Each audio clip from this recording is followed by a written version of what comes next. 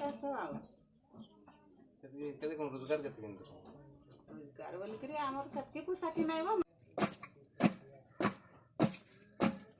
ଟିକେ କାଟ ଆଉ ଟିକେ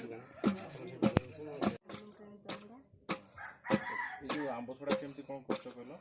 ଆମେ ରାତି 4ଟାରେ ଉଠିକି ଯାଉ ଆମ୍ବ କିଣିବା ପାଇଁ। ଗଲେ କି ଆମର ଲୁଗାପଟା କିଣୁ ଆଉ।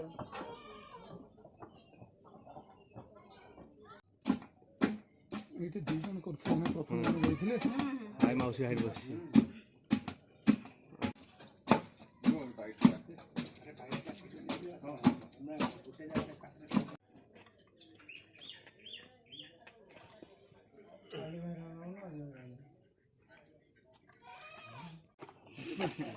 बस इतना करना।